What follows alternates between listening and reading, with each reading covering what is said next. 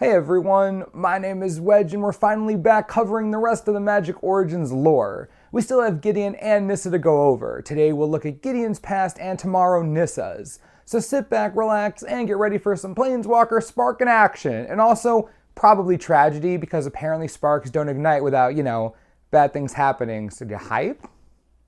Our story begins with a young boy, Gideon, stuck in jail after being caught stealing vegetables and money. In his cell, he thinks about a conversation he had with one of his friends, Dracis, a fellow prisoner. Something about the warden of the prison being a man named Hixus, but another man, Ristos, rules the prison as a prisoner himself. Apparently, he is a man to be feared. Anyways, Dracis is one of Gideon's irregulars, a group of kids who protect the foreigners' quarters in Akros, since apparently no one else will. Gideon is brought to a large cavern where he's forced to turn a crank on a giant beam that brings water from the river below to the city of Akros above.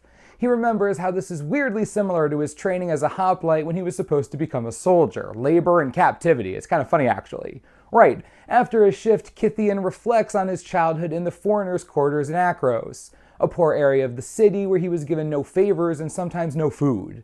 Because of this, the one stale piece of bread he received wasn't unusual to him. While reminiscing, Gideon is interrupted by a call for tribute.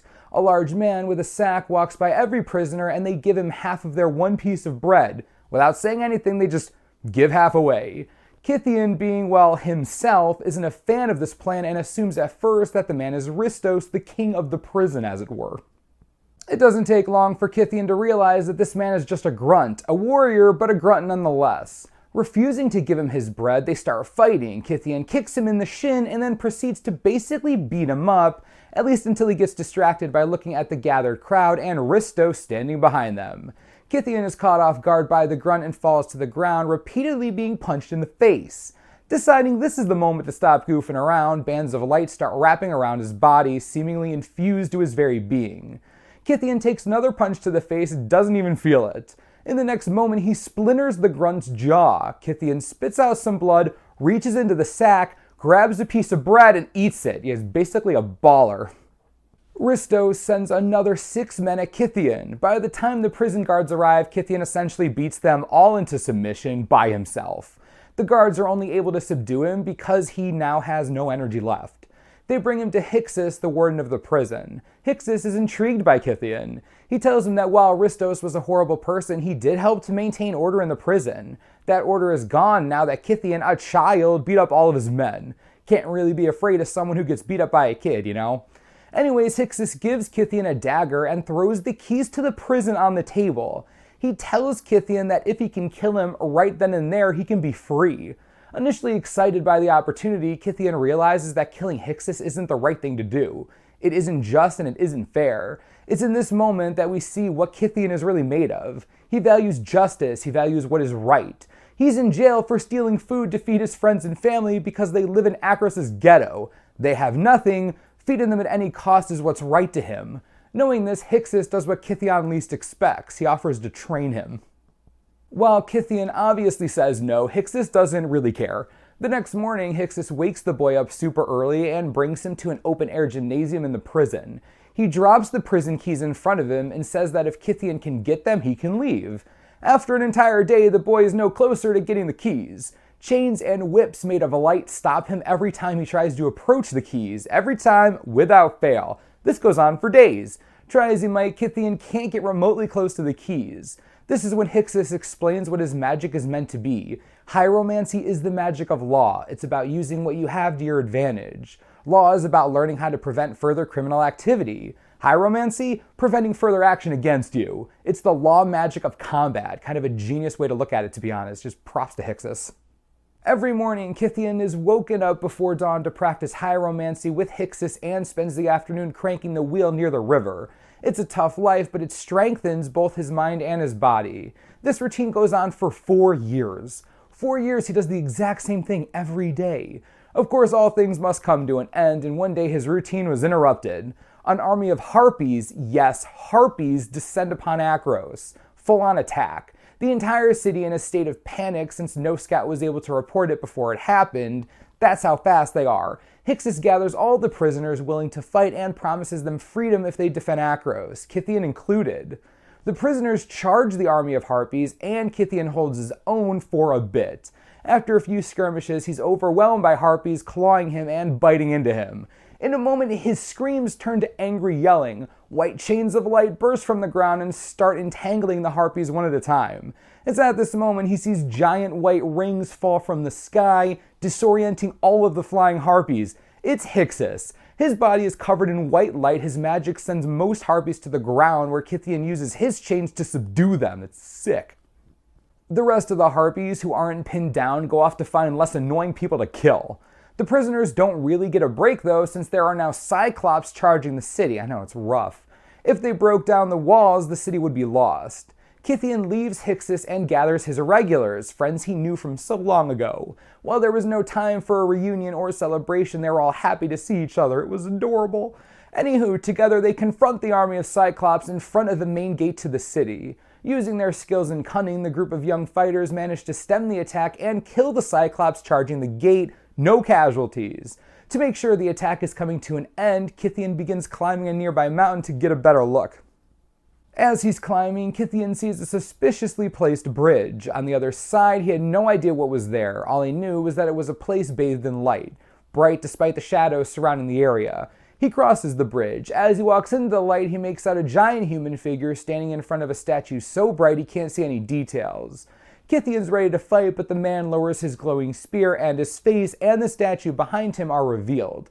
It's Heliod, god of the sun. Speechless, Kithian bows his head. Heliod tells him that the attack on his polis wasn't an accident, but wasn't exactly intentional either. The creatures were running away from a titan that Erebos had tasked with finding those who have scaled the underworld. Everything is running away from it. Heliod gives Kithian a golden spear and tells him his job isn't over yet. He has to slay this titan. He has to slay it because he's Heliod's champion. It's his ordeal. Next, we find Kithian running really fast away from a ridiculously gigantic titan. He runs through the forest, dodging the stupidly large flail the titan is trying to crush him with. He keeps running, the titan keeps trying to hit him. This goes on for a while until the trap is ready to be sprung.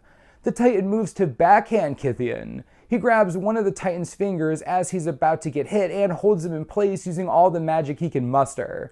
The rest of the irregulars jump out of the woods and begin attaching ropes and grappling hooks to the titan. Once ready, Kithian releases the titan and the irregulars pull in hopes of bringing the monster to its knees. The titan is now really upset. He begins swinging his flail, ready to kill the irregulars. In that moment, before he strikes them, Kithian uses his light magic to bend the monster's elbow, changing the trajectory of the flail. Instead of hitting them, the titan hits himself in the back and falls forward. Knowing that this is his opportunity, Kithian jumps up with his spear of light and stabs the titan in the chest, killing him. He and the rest of his irregulars rejoice. They did it, right? They beat the titan, saved the polis. Good job, team. We did it together. Mid-celebration, smoke and darkness can be seen in the distance. It takes the shape of two eyes, Erebos' eyes. The god of the dead has come to see what stopped his titan. Kithian meets the god's gaze. He's Heliod's champion though, so Erebos must be stopped, right? He takes his light spear given to him by the sun god and throws it at Erebos. Yeah, just right at him. Kithian believes for a moment that he can actually fight the god, because that makes sense, right? Erebos doesn't even care at all. He summons his whip, and with a casual flick of the wrist, he sends the spear back at Kithian with much greater speed. The young former prisoner and his friends prepare for impact. White light surrounds Kithian's body. The spear makes impact, and white light explodes all around him. Can't see anything. After some time, the light begins to fade. Kithian is alive, unhurt, but covered in blood. Why would he be covered in blood if he's fine? Oh wait, crap! Kithian turns around to see all of his friends have been obliterated by the impact of the spear that he threw. He knows it's his fault. He did this. He thought he could fight a god. Kithian freaks out. White light starts pulsating out of his body. More and more of it as time goes on. Grief-stricken and clearly not in control of his faculties, Kithian planeswalks away from Theros. Kithian opens his eyes to find himself on another world. Staring at him, a giant lion, also a soldier riding the lion. The soldier introduces herself as Mokir, the captain of the Knights of the Pilgrim's Road. She tells him that he's on Bant in the nation of Valoran. She asks him his name, he responds Kithian. She tries to confirm his name and says Gideon. The young man is too distracted to correct her. both by the beautiful world he landed on and by the woman with wings descending from the sky to meet him. He reflects upon what has happened and realizes that his struggle will be lifelong. Okay, wait. He's named Gideon because some knight couldn't get his name right? Is this for real? Is this how a planeswalker got their name? Really? Am I the only one who finds this hysterical? They didn't even poke fun at it or anything. It's just there in the story. Okay, whatever. Besides that, what did you all think of his story? Of course Heliod was a butt. Of course Erebos was too. But Hixus seemed pretty cool. I really hope he didn't die. That would suck. Anyways, let me know what you think in the comments and be ready for Nissa's origin story coming to you tomorrow. As always, subscribe for the latest and most reliable Magic the Gathering information you could ever need. This is the Mana Source. I'm Wedge. Thanks for watching. We'll see you next time.